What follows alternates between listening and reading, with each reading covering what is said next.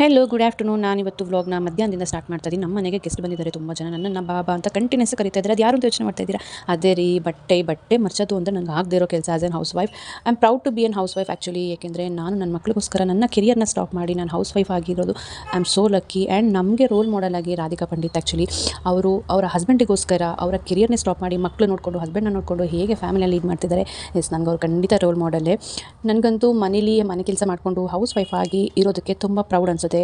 ಅದು ತುಂಬ ಈಸಿಯಾದ ಕೆಲಸ ಅಲ್ಲ. ಹೌಸ್ ವೈಫ್ ಆಗಿ ಮನೇಲಿ ಎಲ್ಲನೂ ನಿಭಾಯಿಸ್ಕೊಂಡು ಹೋಗೋದು ಒಂದು ಕೆಲಸ ಇರೋದಿಲ್ಲ. ಪ್ರತಿದಿನ ತುಂಬ ಕೆಲಸ ಇರುತ್ತೆ. ಅದರಲ್ಲೂ ಈ ಮಕ್ಕಳು ತುಂಬ ಟಾರ್ಚರ್ ಕೊಡ್ತಾರಪ್ಪ. ಒಂದೊಂದ್ಸತಿ ಎಷ್ಟು ಹಠ ಮಾಡ್ತಾರೆ ಅಂದರೆ ಇದನ್ನೆಲ್ಲ ನಿಭಾಯಿಸ್ಕೊಂಡು ಮಾಡ್ಕೊಂಡು ಹೋಗೋದು ನಿಜವಾಗ್ಲೂ ಅದು ಸುಲಭವಾದ ಕೆಲಸ ಅಲ್ಲ. ನಿಜವಾಗ್ಲೂ ಎಲ್ಲ ಹೌಸ್ ವೈಫ್ಗಳಿಗೂ ಹ್ಯಾಟ್ಸ್ ಆಫ್ ಅಂತ ಹೇಳೋದಕ್ಕೆ ಇಷ್ಟಪಡ್ತೀನಿ.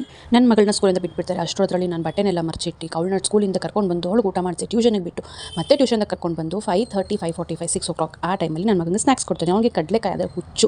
ಸೊ ಅವನಿಗೆ ಕಡಲೆಕಾಯಿನೆಲ್ಲ ಸುಳಿದು ಕೊಡ್ತಾ ಇದ್ದೀನಿ. ಅವನ್ನೆಲ್ಲ ತಿಂತಾನೆ. ನನ್ನ ಮಗನ 6 o'clockಗೆ ಡ್ಯಾನ್ಸ್ ಬಿಟ್ಟು ಮತ್ತೆ 8:30 ಬರ್ತಾರೆ. ಅಷ್ಟೊತ್ತಲ್ಲಿ ನಾನು ಡಿನ್ನರ್ನ ಪ್ರಿಪೇರ್ ಮಾಡಿರಬೇಕು. ಮತ್ತೆ ಬೆಳಗ್ಗೆ ತೊಳೆದ ಪಾತ್ರೆನೆಲ್ಲ ಎತ್ತಿಡ್ತಾ ಇದ್ದೀನಿ. ಸೊ ಸಂಜೆ ಸ್ವಲ್ಪ ಚಳಿ ಅನಿಸ್ತಿದೆ ನನಗೆ. ಆ್ಯಕ್ಚುಲಿ ಕಾಫಿ ಟೀ ಎಲ್ಲ ಇಷ್ಟ ಆಗೋದಿಲ್ಲ. ಯಾಕೋ ಇವತ್ತು ಕಾಫಿ ಕುಡಿಬೇಕು ಅನಿಸ್ತು.